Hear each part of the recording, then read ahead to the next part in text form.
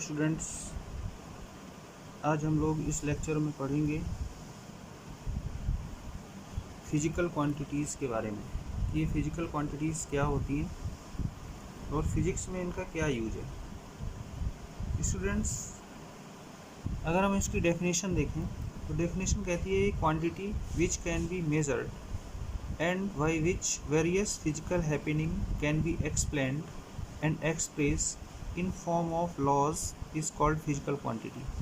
मतलब physical quantities ऐसी quantity होती हैं जिनको हम मेजर कर सकते हैं, मतलब जिनको हम नाप सकते हैं और इनके द्वारा हम बहुत सारी भौतिक फिजिकल घटनाओं को एक्सप्लेन कर सकते हैं, ठीक है, और उन्हें एक्सप्रेस कर सकते हैं और उनके द्वारा हम लॉ डिफाइन कर सकते हैं या लॉ ड्राइव कर सकते हैं, ठीक है। तो इस तरीके की जो क्वांटिटीज़ होती हैं उन्हें हम फिजिकल क्वांटिटीज़ कहते हैं। एग्जाम्पल के तौर पर मास, ये एक फिजिकल क्वांटिटी है, इसको हम m से रिप्रेजेंट करते हैं।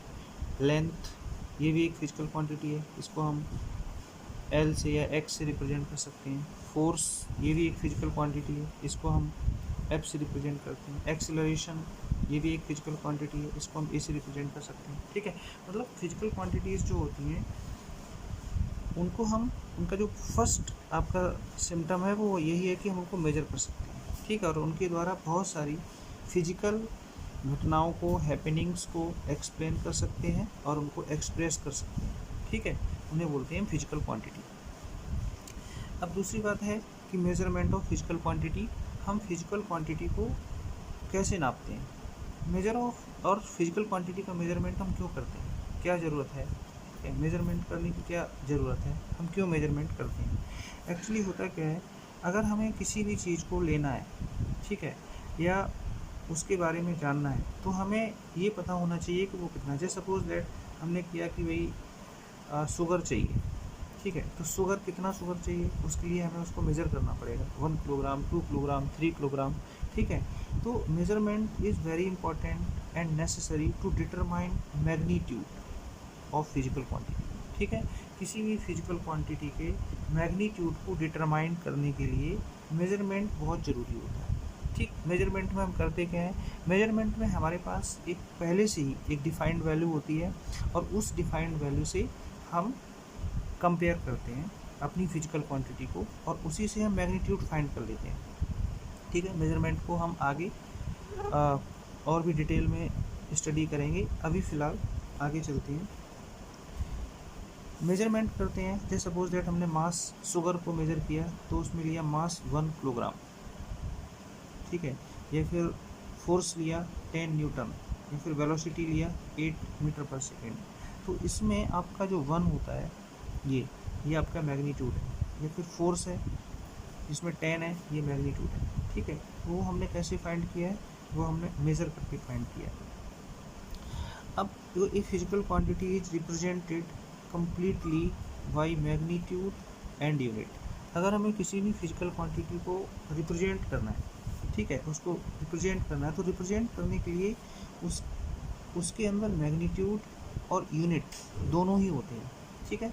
हम अकेले विदाउट यूनिट ओनली मैग्नीट्यूड से या फिर विदाउट मैग्नीट्यूड ओनली यूनिट से रिप्रेजेंट नहीं कर सकते। जैसे फॉर एग्जांपल हमने लिया कि मास 1 किलोग्राम, ठीक है। जैसे मान लो मार्केट से शुगर लेने जाते हैं, ठीक है, तो हम उससे क्या बोलेंगे कि भी 1 किलोग्राम शुगर। तो यहाँ पर 1 is the magnitude, kilogram is the unit and sugar is the physical quantity, ठीक है। तो किसी भी फिजिकल क्वांटिटी को हम उसके मैग्नीट्यूड और प्लस यूनिट दोनों से ही रिप्रेजेंट करते हैं। जैसे हमने फोर्स को मेज़र किया तो हमने लिखा है 10 न्यूटन। अगर हम 10 न्यूटन नहीं लिखते हैं, ओनली 10 लिख देते हैं तो क्लियर नहीं होता है कि ये फोर्स है, या फिर न्यूटन लिखते हैं तब भी क्लियर नहीं होता है कि कितना फोर्स है, ठीक है। तो यहाँ पर 10 Newton, 10 is the magnitude and is the unit. और मैग्नीट्यूड और यूनिट दोनों का प्रोडक्ट जो है वो फिजिकल क्वांटिटी को रिप्रेजेंट करता है, ठीक है। यहाँ पर मेरा 10 is the magnitude, n is the Newton, तो मैग्नीट्यूड और यूनिट दोनों का प्रोडक्ट यहाँ पर फोर्स फिजिकल क्वांटिटी को रिप्रेजेंट कर रहा है। ऐसी वेलोसिटी को देखें तो यहाँ पर मीटर पर सेकंड इसकी यूनिट है, 8 जो है इसका मैग्नीट्यूड है, मैग्नीट्यूड और यूनिट दोनों का प्रोडक्ट फिजिकल क्वांटिटी वेलोसिटी को रिप्रेजेंट कर रहा है। ठीक है, तो यहाँ से आपका रूल बनता है कि physical quantity is equal to N into U, मतलब physical quantity is the product of magnitude and unit. किसी भी फिजिकल क्वांटिटी को अगर हमें रिप्रेजेंट करना है, ठीक है, तो वो आपका मैग्नीट्यूड और यूनिट का प्रोडक्ट होता है। Physical quantity Q is equal to N into U, N is the magnitude and U is the unit, दोनों का प्रोडक्ट करेंगे तो वो फिजिकल क्वांटिटी को रिप्रेजेंट करेगा। अब नेक्स्ट हम देखते हैं यहाँ से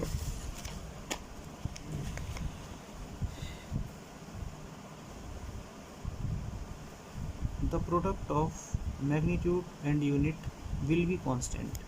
ठीक है, किसी भी फिजिकल क्वांटिटी का मैग्नीट्यूड n और यूनिट u ये दोनों कांस्टेंट होता है। ठीक है, मतलब दोनों के प्रोडक्ट को हम चेंज नहीं कर सकते हैं किसी एक सिंगल फिजिकल क्वांटिटी के लिए। ठीक है, मतलब अगर हम इसको कम करते हैं तो ये इंक्रीज जाएगा और दोनों का प्रोडक्ट फिर सेम हो जाएगा। तो इस तरीके से जो मैग्नीट्यूड होता है आपका, मैग्नीट्यूड वो यूनिट का इन्वर्सली प्रोपोर्शनल होता है। ठीक है, अगर हम यूनिट को इंक्रीज करते हैं तो उसका मैग्नीट्यूड कम रहेगा, या फिर हम यूनिट को कम करते हैं तो उसका मैग्नीट्यूड बढ़ जाएगा। ठीक है, तो मैग्नीट्यूड यूनिट का इन्वर्सली प्रोपोर्शनल। अब हम देखते हैं एक्चुअली मैग्नीट्यूड होता क्या है। मैग्नीट्यूड जो होता है वो एक न्यूमेरिकल वैल्यू को रिप्रेजेंट करता है। ठीक है, numerical value is known as magnitude. जैसे फॉर एग्जांपल हम मार्केट में जाते हैं किसी फिजिकल क्वांटिटी को परचेज करने, मान लो हम शुगर को परचेज करने जाते हैं, तो हम शॉपकीपर से बोलेंगे कि हमें 1 किलोग्राम ऑफ शुगर दे दो। ठीक है, तो 1 क्या है यहाँ, 1 आपका मैग्नीट्यूड को रिप्रेजेंट करेगा, मैग्नीट्यूड, किलोग्राम आपका यूनिट को रिप्रेजेंट करेगा, और शुगर ये एक फिजिकल क्वांटिटी को रिप्रेजेंट करेगा, फिजिकल क्वांटिटी। फिजिकल क्वांटिटी में भी क्या है, ये मास है। ऐसे ही अब हम मिल्क लेने जाते हैं तो वहाँ हम शॉपकीपर से बोलेंगे 2 लीटर ऑफ मिल्क। 2 यहाँ मैग्नीट्यूड को रिप्रेजेंट करेगा, लीटर आपका यूनिट को रिप्रेजेंट करेगा, और मिल्क फिर से फिजिकल क्वांटिटी को रिप्रेजेंट करेगा। ठीक है, ऐसे ही हम फोर्स मेजर करते हैं तो यहाँ पर 80 न्यूटन फोर्स, तो 80 मैग्नीट्यूड को रिप्रेजेंट करेगा, न्यूटन यूनिट को रिप्रेजेंट करेगा, और फोर्स फिजिकल क्वांटिटी को रिप्रेजेंट करेगा। मतलब कहीं पर भी किसी भी क्वांटिटी को अगर हम मेजर करते हैं तो उसमें न्यूमेरिकल वैल्यू मतलब उसका मैग्नीट्यूड होता है, एक उसकी यूनिट होती है, और एक वो खुद फिजिकल क्वांटिटी होती है। ठीक है, तो इस तरीके से मैग्नीट्यूड जो न्यूमेरिकल वैल्यू होती है 1 2 3 18, ठीक है, ये आपका मैग्नीट्यूड को रिप्रेजेंट करेगा। अब हम देखते हैं नेक्स्ट आपका types of units. Types of physical quantity. Physical quantities, physical quantity हमारी कितने टाइप की होती है? तो टाइप्स ऑफ फिजिकल क्वांटिटीज़ में यहाँ पर physical quantities it can be classified in 2 category. First physical quantity are known as scalar quantities, और second physical quantity are known as vector quantities. ठीक है, फिजिकल क्वांटिटी को हमने 2 कैटेगरी में categorise किया है, स्केलर क्वांटिटीज़ और सेकेंड इज वेक्टर क्वांटिटीज़। अब स्केलर क्वांटिटीज़ क्या होती हैं? Scalar quantities are those type of quantity which having only magnitude. ठीक है, which having only magnitude but no direction, इनके अंदर डायरेक्शन नहीं होती है, केवल और केवल मैग्नीट्यूड होता है, उन्हें हम स्केलर फिजिकल क्वांटिटीज़ बोलते हैं। ठीक है, और एग्जांपल सपोज दैट एग्जांपल के फॉर्म में देखें हम मास। ठीक है, ये एक ऐसी फिजिकल क्वांटिटी है जिसमें डायरेक्शन की रिक्वायरमेंट नहीं है। जैसे अगर मैंने बोला कि 5 किलोग्राम ऑफ मैंगो, ठीक है, तो इट मीन्स 5 किलोग्राम मैंगो इसके लिए डायरेक्शन की रिक्वायरमेंट नहीं है कि भाई 5 किलोग्राम मैंगो नॉर्थ में या फिर 5 किलोग्राम मैंगो साउथ में, ऐसा कुछ नहीं। 5 किलोग्राम मैंगो है तो है, ठीक है, उसके लिए कोई डायरेक्शन की रिक्वायरमेंट नहीं है, ठीक है। इसलिए, और मैंगो क्या है, मैंगो मास को रिप्रेजेंट करता है, ठीक है। इसलिए आपका जो मास होता है वो एक स्केलर क्वांटिटी है। इसमें ओनली मैग्नीट्यूड, मतलब ये 5 इसकी रिक्वायरमेंट पड़ती है, इसके अंदर तो केवल मैग्नीट्यूड होता है, बट इसमें डायरेक्शन नहीं होती। तो मतलब such type of quantity which having only magnitude but no direction are known as scalar quantity. तो नेक्स्ट देखते हैं हम वेक्टर क्वांटिटी। वेक्टर क्वांटिटी क्या होती है? Vector quantities are those quantities which having magnitude as well as direction, ठीक है। मतलब ऐसी फिजिकल क्वांटिटी जिनके अंदर मैग्नीट्यूड तो होता ही है, साथ में डायरेक्शन भी होता है, उसे हम वेक्टर क्वांटिटीज बोलते हैं, ठीक है। अब हम एग्जांपल देखते हैं कि ऐसी कौन सी क्वांटिटी है जिसमें मैग्नीट्यूड और डायरेक्शन दोनों यूज होते हैं। तो अभी देखो इसका एग्जांपल देखते हैं हम। अगर हम बात करें फोर्स, ठीक है, तो फोर्स अगर हमें कहीं लगाना है तो उसके लिए हमें डायरेक्शन की रिक्वायरमेंट पड़ती है। एग्जांपल देखते हैं कि किस तरीके से फोर्स एक वेक्टर क्वांटिटी है।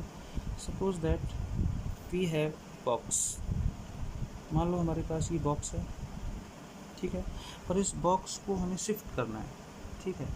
तो हमने एक पर्सन से बोला, मान लो आपका ये एक पर्सन है, इससे बोला कि आप इस बॉक्स को शिफ्ट कर दो, ठीक है। तो वो हमसे क्वेश्चन करेगा कि हम किधर शिफ्ट कर दें। ऐसा उसने क्यों पूछा? ऐसा उसने इसलिए पूछा है कि वो फोर्स, क्योंकि अगर हम किसी भी बॉक्स को शिफ्ट करना चाहते हैं तो उसके लिए हमें फोर्स अप्लाई करना पड़ेगा, ठीक है। यहाँ पे हम F न्यूटन का फोर्स अप्लाई करेंगे तभी ये बॉक्स आपका शिफ्ट होगा। बट इसको पता होना चाहिए कि ये बॉक्स किस डायरेक्शन में शिफ्ट करना है, क्योंकि अगर इसको नहीं पता होगा तो ये फोर्स किस डायरेक्शन में लगाएगा। मतलब अभी हमें फोर्स को अप्लाई करने से पहले डायरेक्शन का पता होना चाहिए। तो हमने अगर इससे कहा लेफ़्ट को राइट डायरेक्शन में शिफ्ट कर दो, तो ये क्या करेगा, राइट पर फोर्स अप्लाई करेगा और इस बॉक्स को राइट डायरेक्शन में शिफ्ट कर देगा, ठीक है।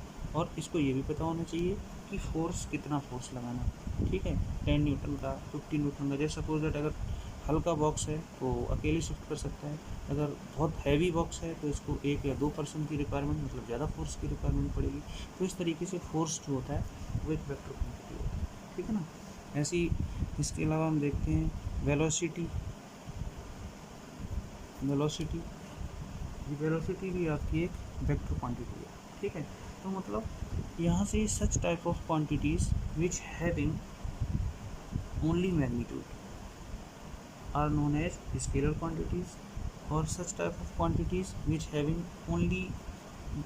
Having magnitude and direction both are known as vector quantities, ठीक है। तो हम यहाँ डेफिनेशन लिख सकते हैं। पहले scalar quantity, scalar quantities,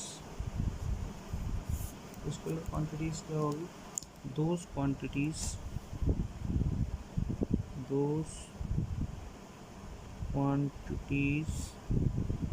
which having only magnitude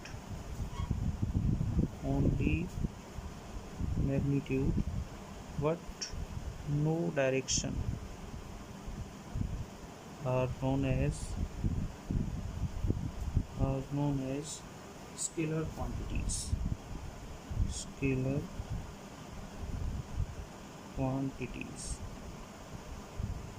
For example, mass, speed,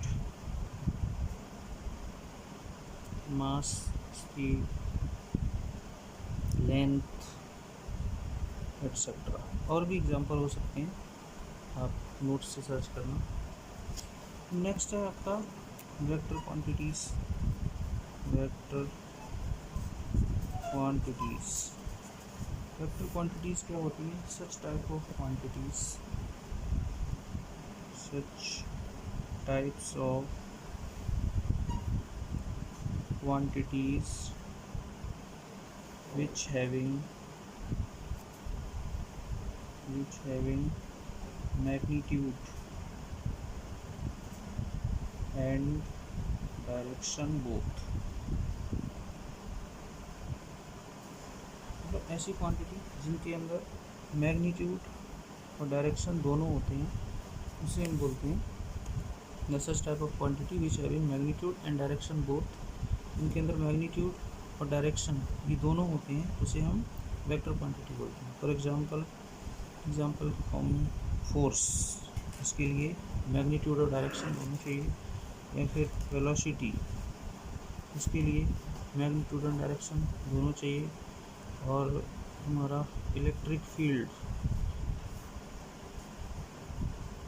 उसके लिए मैग्नीट्यूड और डायरेक्शन दोनों चाहिए। ठीक है, तो इस तरीके की क्वांटिटी जिसमें डायरेक्शन और मैग्नीट्यूड दोनों की रिक्वायरमेंट होती है उन्हें हम वेक्टर क्वांटिटीज़ बोलते हैं। ठीक है, तो ये वेक्टर क्वांटिटी के एग्जांपल्स हैं और ये आपके स्केलर क्वांटिटी के एग्जांपल्स हैं। अब जो हमारी फिजिकल क्वांटिटीज़ होती हैं उन फिजिकल क्वांटिटी को हम दूसरे तरीके से भी एक्सप्लेन कर सकते हैं,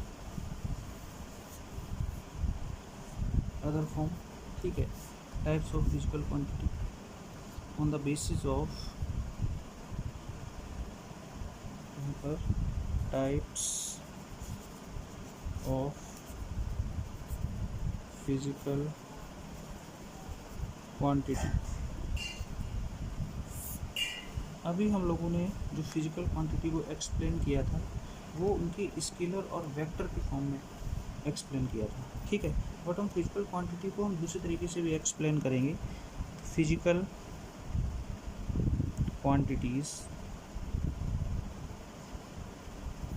ठीक है, इनको फर्दर हम डिवाइड कर सकते हैं टू टाइप्स का। First one is known as fundamental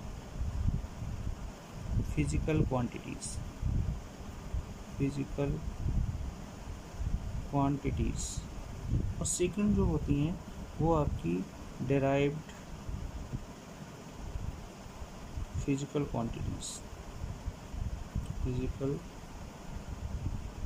quantities, ठीक है, मतलब फिजिकल क्वांटिटी को फिर से हम दो पार्ट्स में डिवाइड कर सकते हैं। फर्स्ट होती हैं फंडामेंटल फिजिकल क्वांटिटीज़ और सेकंड होती हैं डेराइव्ड फिजिकल क्वांटिटीज़। ठीक है, fundamental physical quantities and second physical quantities are known as derived physical quantities. तो फर्स्ट ऑफ ऑल हम यहाँ पे डिस्कस करते हैं कि फंडामेंटल फिजिकल क्वांटिटीज़ क्या होती हैं। फंडामेंटल फिजिकल क्वांटिटीज़ ऐसी क्वांटिटी होती हैं कि इनको रिप्रेजेंट करने के लिए किसी अदर टाइप की क्वांटिटी की रिक्वायरमेंट नहीं होती है, ये सेल्फ रिप्रेजेंटेड होती हैं। ठीक है, फॉर एक्सप्लेनेशन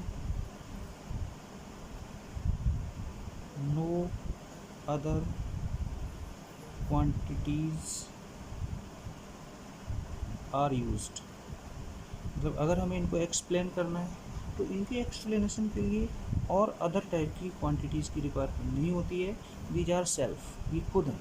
ठीक है, ये सेल्फ ही एक्सप्लेन होती हैं। इनको एक्सप्लेन करने के लिए हमें किसी और फिजिकल क्वांटिटी की रिक्वायरमेंट नहीं होती है। तो इस तरीके की जो फिजिकल क्वांटिटी होती है उन्हें बोलते हैं फंडामेंटल फिजिकल क्वांटिटीज़। और कुछ फिजिकल क्वांटिटीज़ ऐसी होती हैं जिन्हें हम एक्सप्लेन करने के लिए या इनको अगर हमें एक्सप्लेन करना है तो इनको हम फंडामेंटल फिजिकल क्वांटिटी के थ्रू एक्सप्लेन करते हैं। ठीक है, मतलब such type of quantity, such types of quantities which explain in the terms of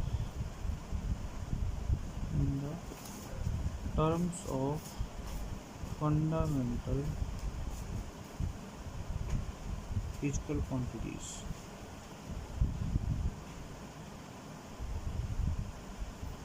ठीक है, तो ऐसी फिजिकल क्वांटिटी जिनको एक्सप्लेन करने के लिए हम फंडामेंटल फिजिकल क्वांटिटी का यूज़ करते हैं उन्हें हम डेराइव्ड फिजिकल क्वांटिटीज़ बोलते हैं।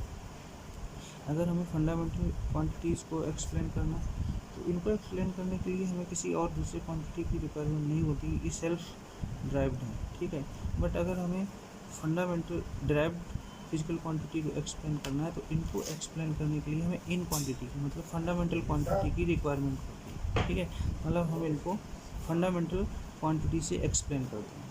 ठीक है, तो such type of physical quantities which are explain by the fundamental quantities are known as derived quantity. ठीक है, अब हम इनका एग्जांपल्स देखते हैं। फंडामेंटल फिजिकल क्वांटिटी कितनी है और डिराइव्ड फिजिकल क्वांटिटी कितनी है। ठीक है, तो फर्स्ट ऑफ ऑल देखते हैं एग्जांपल्स।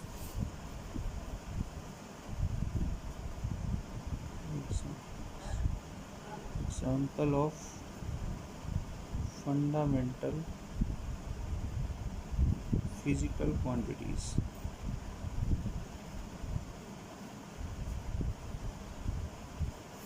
ओवरऑल ये 7 है।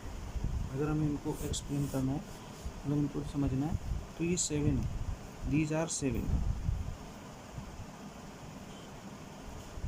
जो फंडामेंटल फिजिकल क्वांटिटीज हैं। ये ओवरऑल 7 फिजिकल क्वांटिटीज हैं। कौन कौन सी हैं? नंबर 1 फर्स्ट है आपका mass, number 2 length, number 3 time, number 4 temperature, number 5 current, number 6 light intensity और number 7 amount of substance.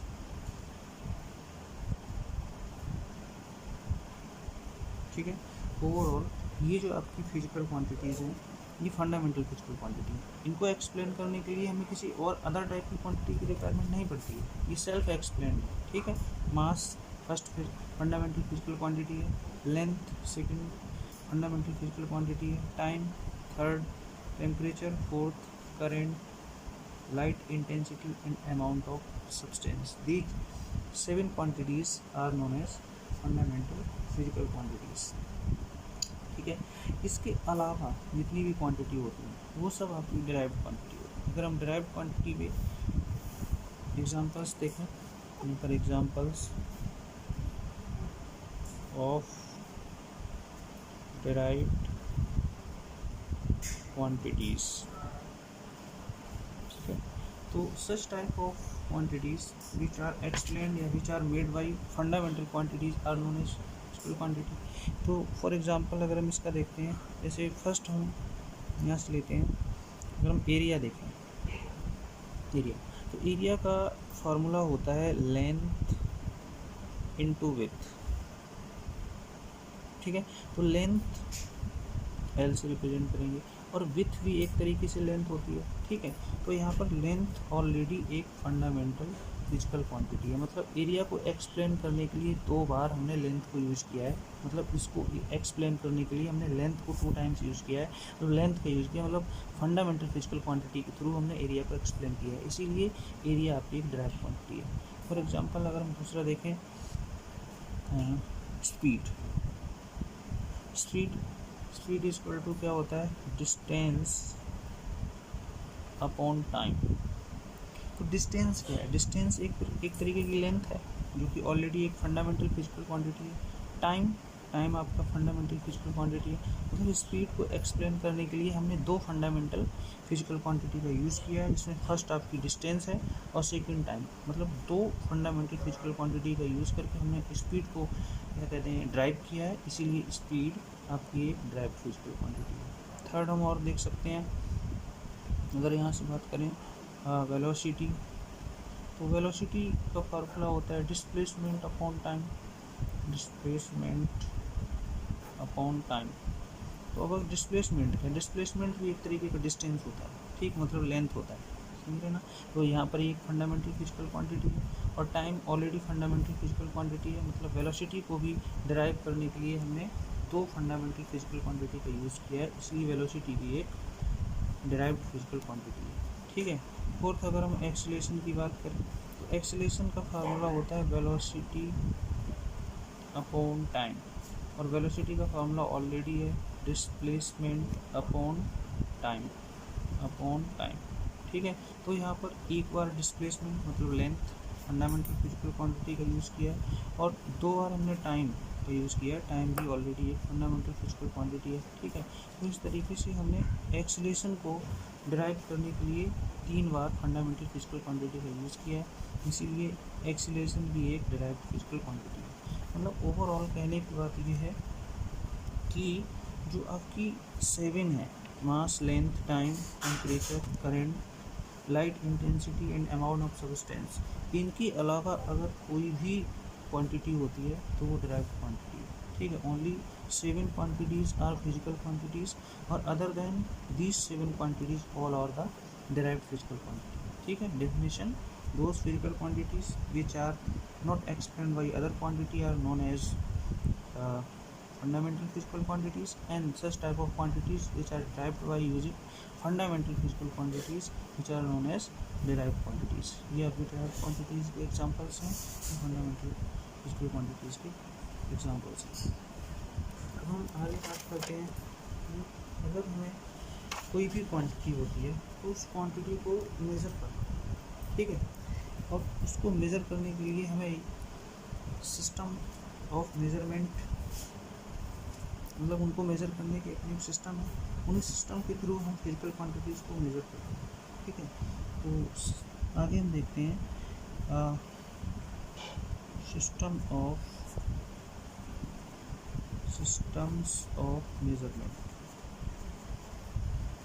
Measurement के सिस्टम। ठीक है, हमारे पास कोई भी क्वांटिटी है, चाहे वो फंडामेंटल क्वांटिटी हो या फिर डिराइव्ड क्वांटिटी हो, ठीक है, उसको हमें नापना पड़ता है, उसको मेज़र करना पड़ता है, और मेज़र करने के लिए अलग अलग तरीके के सिस्टम्स हैं, ठीक है, जिनका हम यूज़ करते हैं। तो अभी हम सिस्टम्स ऑफ मेजरमेंट देखते हैं कि वो कितने तरीके के। ओवरऑल हमारे पास जो सिस्टम ऑफ मेजरमेंट है वो आपकी फर्स्ट है, आपका इसको बोलते हैं CGS सिस्टम।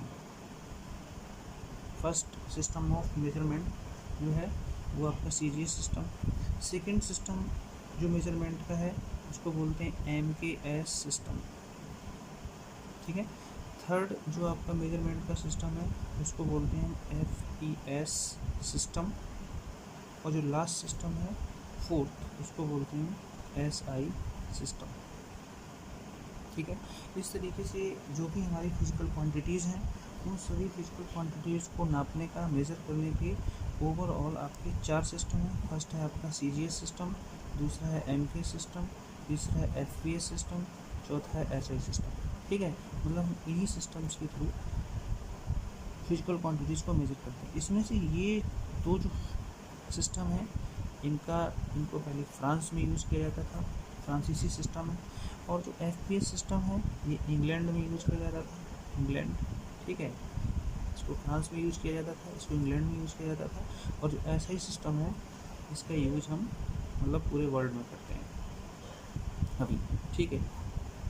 और इस SI सिस्टम के अंदर इस MK सिस्टम को अडॉप्ट किया गया है, ठीक। मतलब MK सिस्टम में जो यूनिट्स लेते हैं वो मैक्सिमम हम SI सिस्टम में अडॉप्ट कर लिया है, और इसके अलावा कुछ नए सिस्टम और हमने डेवलप किए, ठीक है। तो 1 बाई 1 हम इनको स्टडी करेंगे कि CGS सिस्टम क्या है, MK सिस्टम क्या है और SI सिस्टम क्या है। तो फर्स्ट ऑफ ऑल हम यहाँ देखते हैं कि हमारे पास एक होता है लेंथ, दूसरा है मास और तीसरा है टाइम, ठीक है। ये 3 फंडामेंटल फिजिकल क्वांटिटीज़ हैं, और मैकेनिक्स के अंदर मोस्टली हम इन्हीं क्वांटिटी का यूज़ करते हैं, ज़्यादातर हम इन्हीं क्वांटिटी का इस्तेमाल करेंगे मैकेनिक्स में, इसीलिए इसी के अकॉर्डिंग हमने सिस्टम ऑफ यूनिट को डिज़ाइन किया है। तो हम फर्स्ट देखते हैं CGS सिस्टम। CGS सिस्टम में क्या होता है, इसमें हम लेंथ की यूनिट को सेंटीमीटर मानते हैं, मास की यूनिट को ग्राम मानते हैं, टाइम की यूनिट को सेकंड मानते हैं, ठीक है। इसीलिए इसका नाम रखा गया है C for centimetre, G for gram, S for second. मतलब एक ऐसा सिस्टम जिसमें हम लेंथ को सेंटीमीटर में, मास को ग्राम में, टाइम को सेकंड में मेज़र करते हैं, उसे बोलते हैं CGS system, centimetre gram system. Second है आपका MKS सिस्टम। MK सिस्टम में लेंथ को मीटर में, मास को किलोग्राम में और टाइम को सेकेंड में मेजर करते हैं। मतलब एक ऐसा सिस्टम है जिसमें लेंथ मीटर, मास किलोग्राम और टाइम सेकेंड में होता है, उसे बोलते हैं MKS system. M for metre, K for kilogram, S for second. Third है आपका FPS सिस्टम। FPS सिस्टम में क्या होता है, लेंथ को हम फुट में, मास को हम पाउंड में और टाइम को सेकेंड में मेजर करते हैं। ठीक है, ये इंग्लैंड में यूज़ किया जाता है, इसलिए इसको F for foot, P for pound, S for second. और लास्ट जो सिस्टम है SI सिस्टम, ठीक है, इसको ये आपका इंटरनेशनल स्टैंडर्ड, ठीक है। इस इंटरनेशनल स्टैंडर्ड को हमने क्यों डेवलप किया, इसकी क्या ज़रूरत पड़ी, क्योंकि होता ये है कि अगर जब पूरा वर्ल्ड ग्लोबल हो गया, तो ग्लोबल होने के बाद हमने जो व्यापार है वो एक कंट्री से दूसरी कंट्री में करना स्टार्ट कर दिया। तो मान लो हमारे यहाँ आलू को, मान लो इंग्लैंड में आलू को पाउंड में मेजर कर रहे हैं, बट वही आलू जब इंडिया में बिकने आएगा तो हम उसको किलोग्राम में परचेज करेंगे। ठीक है, तो उससे फिर उसका मैग्नीट्यूड निकालना, फिर उसका प्राइस डिसाइड करना, ये टिपिकल हो जाएगा। इसलिए क्या किया कि ऑल ओवर वर्ल्ड के जितने भी साइंटिस्ट हैं उन लोगों ने एक स्टैंडर्ड बनाया SI, जिसको इंटरनेशनल स्टैंडर्ड बोलते हैं। ठीक है, और उसमें हमने मास का, लेंथ का और टाइम का जो यूनिट है वो डिसाइड कर लिया कि ऑल ओवर वर्ल्ड में मास का यूनिट हम वही यूज़ करेंगे। तो जो आपका लेंथ SI सिस्टम होता है उसमें हमने MKS सिस्टम को एडॉप्ट किया है। ठीक है, मतलब उसमें लेंथ को हम मीटर में, मास को हम किलोग्राम में और टाइम को हम सेकंड में लेते हैं। SI सिस्टम है। इसके अलावा भी और भी बहुत सारे यूनिट हैं जिनको हम इसमें और नए सिस्टम एडॉप्ट किए हैं। ठीक है, तो ओवरऑल ये हमारे सिस्टम ऑफ यूनिट थे। और मोस्टली हम जो सिस्टम यूज़ करते हैं, मतलब अपनी बुक में भी जो सिस्टम यूज़ करेंगे वो हम SI सिस्टम का यूज़ करेंगे। मतलब हम लेंथ को हमेशा मीटर में, मास को हमेशा किलोग्राम में और टाइम को हमेशा सेकंड में मेज़र करेंगे।